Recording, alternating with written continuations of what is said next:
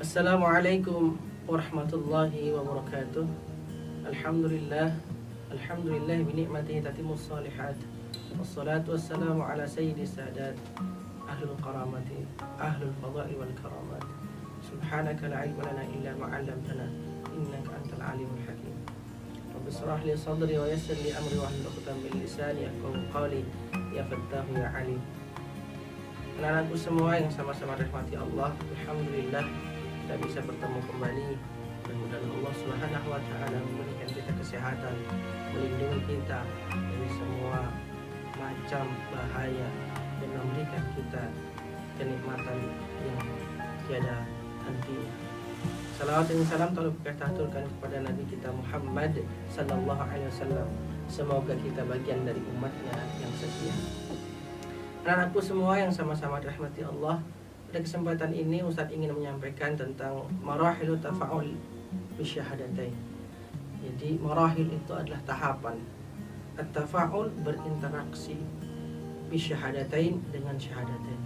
Bagaimana tahapan berinteraksi dengan syahadatain? Waqala ta'ala fil Qur'anil Aziz, a'udzu billahi minasyaitonir rajim. Walladzina amanu asyaddu hubban lillah. Jadi orang-orang yang beriman itu kecintaannya kepada Allah itu sangat luar biasa sekali. Syahadatain ini menghasilkan cinta. Syahadatain yang diucapkan harus menghasilkan cinta. Kenapa? Karena ilah yang artinya adalah panutan. Orang tidak manut dan tidak atau taat kalau tidak sedia atau tidak. Kita akan bicara tentang loyalitas kita kepada Allah juga. Tidak akan setia kalau tidak cinta. Maka seorang mukmin dia harus cinta, harus setia kepada Allah Subhanahu wa taala. Jadi cinta itu seperti apa? Ketika kita akan bahas. Karena konsekuensi salah satunya adalah kamal mahabbah. Kesempurnaan cintanya diberikan kepada Allah Subhanahu wa taala. Cinta yang dituntut adalah muqtadayatul hubb. Ya, cinta yang dituntut itu ya muqtadayatul hubb. Ketika kita sudah bersyahadatain, maka ada tuntutannya, muqtadayatul hubb, tuntutan cinta atau cinta yang dituntut. Apa yang pertama adalah cinta yang sempurna, kamalul mahabbah. Kecintaan kita kepada Allah dan kepada Rasul itu harus betul-betul sebagaimana firman tadi yang saya sampaikan. Walladzina amanu asyaddu hubban lillah. Orang-orang yang beriman itu sangat cinta kepada Allah. Kita sudah melihat bagaimana sahabat meninggalkan anak istri yang cintanya kepada Allah, mengejar cintanya kepada Allah. Ya, bahkan menjadi wasilah istri, anak, kemudian pekerjaan itu menjadi wasilah kecintaan kita kepada Allah. Anak-anakku semua yang sama-sama dirahmati Allah, ini yang pertama. Kemudian yang kedua adalah mahabbatu ma'ahabbahu Allah wa rasuluh. Mencintai apa yang dicintai oleh Allah dan Rasulnya. Jadi apa-apa yang Allah cintai, ya, apa-apa yang Rasul cintai, kita harus cintai juga. Ya, mahabbatu ma'ahabbahu Allah wa rasuluh. Jadi mencintai Rasulullah, cinta kepada fakir miskin, kita juga harus cinta. Rasulullah cinta kepada orang yang beriman, kita juga harus cinta. Rasulullah cinta kepada keluarganya, maka kita juga harus cinta kepada keluarga. Rasulullah sangat cinta kepada umat, maka kita juga harus cinta kepada umat.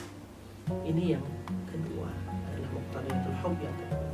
Kemudian muqtadayatul hubb, cinta yang dituntut yang ketiga adalah ya bu'du ma abghadahu Allah wa Rasul.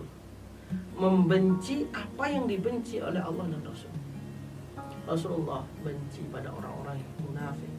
Rasulullah, ya, Allah benci kepada orang-orang yang mendustakan agama. Allah benci pada orang-orang yang menghardik anak yatim. Ya. Rasulullah benci kepada orang yang selalu berbuat maksiat. Allah benci pada orang yang berbuat zina. Nah, semua macam. Maka kita juga harus menjauhinya karena Rasulullah benci kepada kita. Ini yang muqtadayatul hubb. Kemudian ya, kamalul hubb tadi gitu ya. Allah Rasulullah lebih dicintai dari yang lain. tidak boleh sama cintanya. Ya, nuhibbuhum, ya, kahubbillah, tidak boleh cinta kita kepada Allah sama dengan yang lain. Atau tidak boleh cinta kepada yang lain, karena cinta yang hakiki adalah kepada Allah. Ya, jadi seperti itu. Kemudian anak-anakku semua yang sama-sama dirahmati Allah, ayatul mahabbah, tanda-tanda cinta. Maka kita harus tahu tanda-tanda cinta di dalam hati kita ini apa. Yang pertama adalah ittiba'ur rasul, mengikuti semua yang disampaikan oleh Rasul. Jadi kalau kita cinta, itu pasti tanda-tandanya ngikut. Sama kayak orang dia jatuh cinta, dia akan ikut bagaimana kemauan yang dicintai. Begitu juga kalau kita cinta kepada Allah dan Rasul, kita akan sangat mengikuti apa yang disarankan, apa yang mencinta hakikat. Yang kedua adalah al-jihadu fi sabilillah, berjihad bersungguh-sungguh di jalan Allah, belajar dengan sungguh-sungguh, ya, memanfaatkan waktu dengan sungguh-sungguh. Semua diniatkan aktivitas kita selama ini diniatkan untuk Allah. Jadi apa namanya, wa nusuki wa mahyaya wa mamati lillahi rabbil alamin, inna salati wa nusuki wa mahyaya wa mamati lillahi rabbil alamin. Semua aktivitas hidup mati niatkan untuk Allah. Ini orang yang berjihad di jalan Allah. Mudah-mudahan Allah Subhanahu wa taala memberikan pahala jihad kita karena kita bersungguh-sungguh, ya, bersungguh-sungguh dalam belajar, dalam memperbanyak ilmu. Jadi berjihad di jalan Allah. Mudah-mudahan kita termasuk orang-orang yang berjihad di jalan Allah dengan sepenuh hati kita. Artinya apa? Bukti keimanan jihad di jalan Allah adalah berani menanggung resiko. Resiko kita belajar adalah bersungguh-sungguh. Kata ulama, mahabbatul mahbub la tunalu ila bihtimalil makruhah. Mencintai kekasih itu tidak akan tercapai kecuali dengan menanggung segala risiko. Kita mencintai Allah dan Rasulnya, maka kita siap dengan risiko itu. Risiko macam-macam. Sebagaimana Rasulullah Muhammad SAW yang dikatakan gila karena ya, beriman kepada Allah. Maka kita sudah harus siap dengan risiko itu. Kemudian yang tadi muqtadayat, ya, kemudian apa namanya, ayatul mahabbah, yang berikutnya adalah ridha. Ini penting.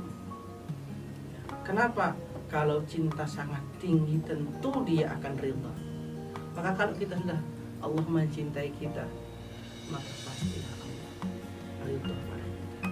Ketika Allah ridha pada kita, semua apapun yang kita inginkan, doa apapun yang kita panjatkan, ya, insya Allah akan dikabulkan. Siapa yang harus kita minta ridha? Yang pertama adalah Allah sebagai Rabb. Kita harus ridha. Raditu billahi rabban. Jadi saya ridha kepada Allah, insya Allah juga Allah akan ridha.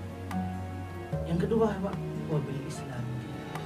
Saya ridha Islam itu menjadi agama saya dengan semua konsekuensi yang sudah kita ucapkan syahadatain. Apapun aturan agama, apapun sunnah, apapun kewajiban kita kerjakan. Kenapa? Kita ridha dengan agama kita, Islam. Kemudian Wabi Muhammadin Nabi wa Rasul. Kita ridha kepada Rasulullah Muhammad SAW. Ini yang belum diridhoi oleh orang-orang Yahudi. Maka kita sebagai umat Islam yang sudah mengucapkan dua kalimat syahadat, kita harus ya raditu billahi rabba wa bil islami dina wa bi Muhammadin Nabi wa Rasul. Ridha kepada Nabi Muhammad SAW. Nah, ya, Rasulullah SAW bersabda, "Dzaqa ta'mul iman." Ya, man radiyallahu, ya, jadi ini hadisnya ada. Man radiyallahu rabba wa bil islami dina wa Muhammadin nabi rasul. Akan merasakan kelezatan iman orang-orang yang ridho kepada Allah sebagai Tuhannya, Islam sebagai agamanya, dan Muhammad sebagai Rasulnya. Hadis riwayat Muslim. Ya. Di Sahih Muslim kita akan temukan itu. Maka ketika kita ridha kepada ketiganya tadi akan mendapatkan kelezatan iman. Ya. Ikhwani fillah rahimani wa rahimakumullah. akhwat fillah rahimani wa rahimakumullah, yang berikutnya adalah sibghatullah, ya, cetakan Allah. Ya, kalau sudah ridha Allah, Islam, ya, kita ridha pada Islam, kita ridha pada Allah, kita ridha pada Islam, kita ridha pada Rasulullah, maka ia akan, ya, ridha itu akan melingkupi dalam segala aktivitas kita, detak jantung kita, cara berpikir kita. Semua ini diwarnai tentunya Allah lah yang mewarnai. Sibghat Allah, pewarnaan Allah yang utama. Man ahsana minallah sibghah.